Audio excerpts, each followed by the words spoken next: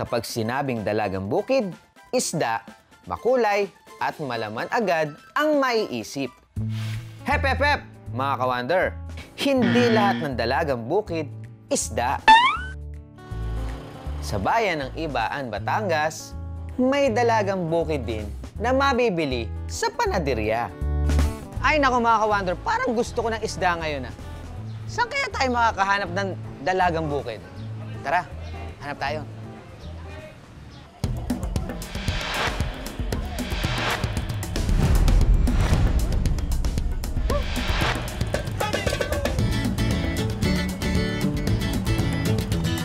Excuse me?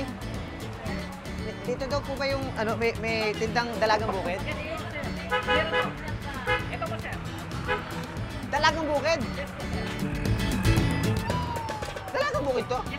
Paano naging dalagang bukid to? Isda yun.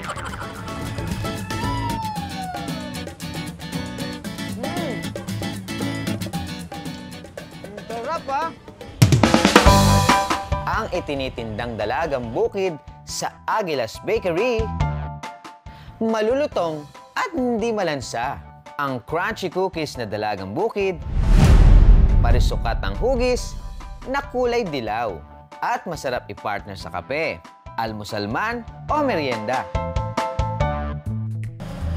Mahigit 7 dekada nang gumagawa ng dalagang bukid cookies ang Aguilas Bakery. Simula pa noong 1950s. Yung una, pinamana ng lola ko sa tatay ko yung bakery at gawa. Pumunta din sa Amerika yung mga kapatid ng tatay ko. Tatay ko na rin natira dito. Tapos hanggang sa magkapamilya ko, binigay na sa akin itong bakery. Alam ko ang panggigigil ninyong lahat na malaman kung bakit nga ba dalagang bukid ang tawag sa malutong na tinapay na ito. Yan po ay mayroong red sa gitna. Ginugitan po siya ng red. Sa aking kabataan, bakit po kako nilalagyan ng ganyan? Ibig sabihin kako, kala ko kasi pag tinawag na dalagang bukid ay itsurang isda. Hindi naman pala kako. Yun lang pala, yung parang similarity lang nung line na yun. Ang ano na yun. Sa katagalan po ng panahon, tinanggal na po talaga nila yung line na yun. Sa halagang 10 piso, meron ka ng isang balot na may lamang 15 pirasong dalagang bukid. Dahil pagpiprito lang ng isdang dalagang bukid ang alam ko, magpapaturo din ako kay Arnold kung paano gumawa ng dalagang bukid cookie. Lahat to, kuya? Yes po. Yes po. Wash sugar. Wow! Lahat to, kuya? Yes po. Salt and pepper. Lahat to, kuya? Yes po. Okay.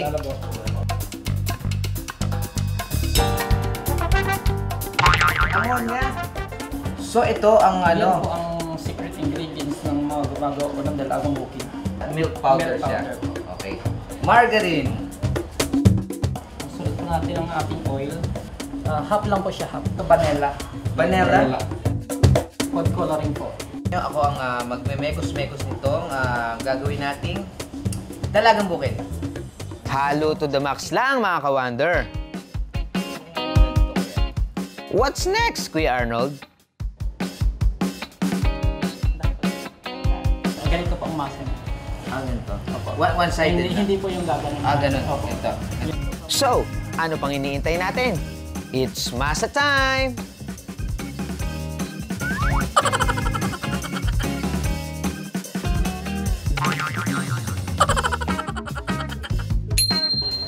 Sunod na bilugin at pahabain ang dough. Saka didiinan ng hinlalaki para gawing guide sa paghiwa. Ilalagay naman ang pira-pirasong dough sa tray na nilagyan ng mantika at lulutuin sa pugon ng kalahating oras. Luto na ang ating dalagang bukid, mga ka-wonder. Kaya hahanguin na natin. Tcharan! Mainit na konti.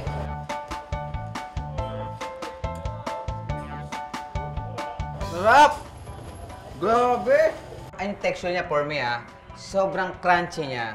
Tapos hindi siya masyadong matamis, sakto lang. And para siyang may honey. Napakasarap niya i-partner o ipare sa coffee. Mukhang mapaparami ko nito